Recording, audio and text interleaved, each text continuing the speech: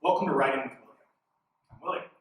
I'm here today to lead you through a series of videos that will walk you through the process of how to be successful in writing both a paragraph and in writing an essay.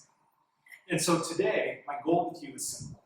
I'm going to be showing you what makes for good writing and why. And I'm going to give you the first step in the process of writing either a paragraph or an essay. So at the end of this video, you're going to find that I have a couple of activities that you're welcome to use to help you along this way.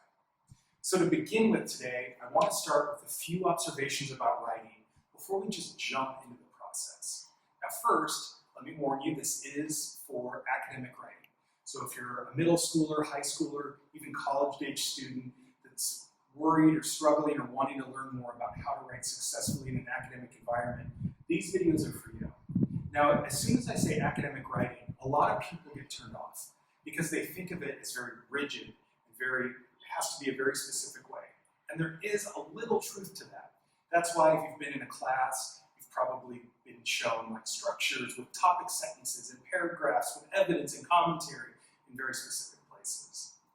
However, I would say that that aspect of writing, the science of writing, grammar, conventions, organization, all those pieces, that even in formal writing, there is also an art. For example, I love writing, but I'm not a great creative writer. I love to write formally, and I've learned to really value and appreciate the skill and the art of writing formally. Now, I know if you're new to this, you're not going to get there soon, but I'm hoping you see that once you learn how to do this, you have a lot of ability to craft writing in a way that works for you. The second point I'd like to make is that writing is an argument. Now, I know some of you out there may have teachers that have assigned a variety of papers, and you're thinking, wait a second, this isn't an argument, except it is. For example, if your teacher gave you a cause and effect paper, what are they asking you to do? Argue what caused this event to occur. Could people disagree about that? Well, they better be, or else why did you choose that topic? And so, in a cause and effect paper, that would be an argument. If your teacher said, write a definition essay, what are you doing? You're arguing how to understand an abstract concept like love or hate or courage. Is that an argument? Of course it is. Do you have the same definition of love that I do? Probably not. Are you writing a research paper? You're going to be making an argument. So when you write, one of the things I'm going to be teaching you in these videos is how to argue well and how to do so in writing. The last point I want to make, the third point, is that writing is a process. Now, it's at this process that a lot of students groan, oh, I don't want to do this, right? Because you've been given handouts and sheets and all this stuff. And I will tell you, I know at times it can seem tedious. But what I will say is that writing, and to get good at writing, there is a process involved. As you get better at it, you can skip steps, you can modify steps, you can find ways that make it work for you. What I'm going to be showing you in these videos is a series of steps that I've come up with over 17 years of teaching at both the high school and college level. I've been able to teach writing to students from as young as middle school all the way up into college level writing classes. And so I'm hoping that through these videos, no matter where you are in the process of learning how to write, you'll find that there's a benefit for you. So let's begin.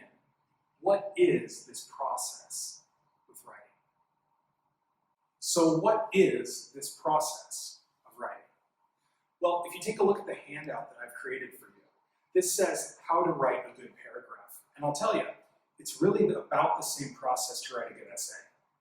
And so there's a few extra steps with the organization, but essentially, whether you're writing a paragraph or an essay, you're doing the same things. First, you have to generate ideas.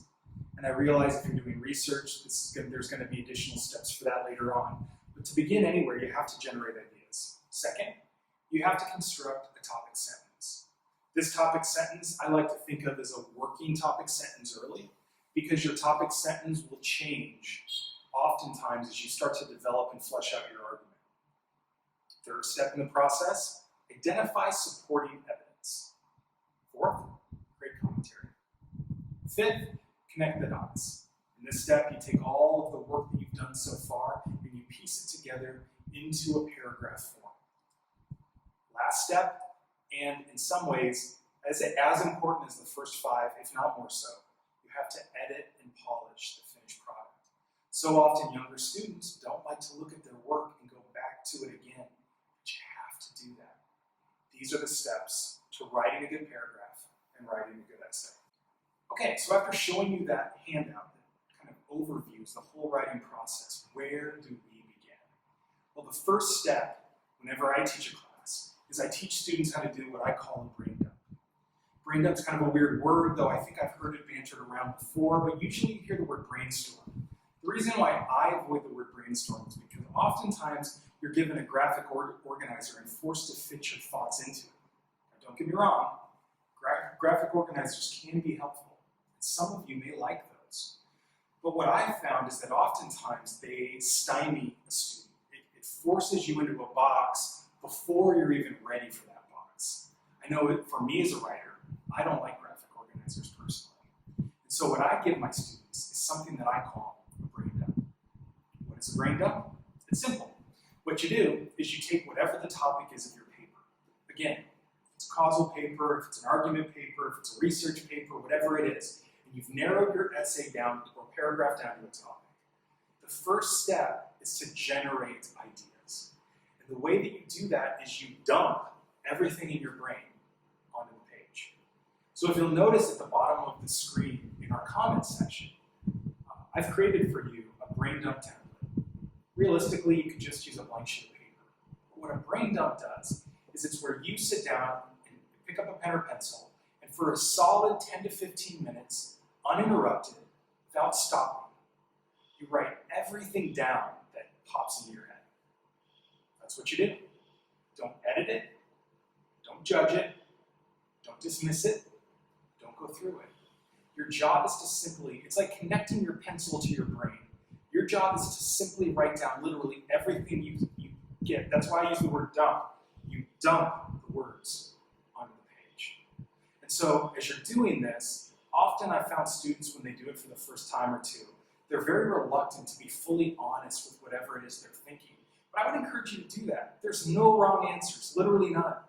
So for example, if you have an image in your mind and you like to doodle and you want to doodle for a second, you can do that. If you have a random word that doesn't seem connected at all that's popped into your brain, jot it down. The reason you do that is because later you can sift and you can look through it, but you may have a gem of an idea that you would have dismissed in a brain dump session if you don't allow yourself to honestly and openly gather whatever ideas are popping into your brain. And that is the first step of writing. So like I've said, I've given you a model. Here it is on screen.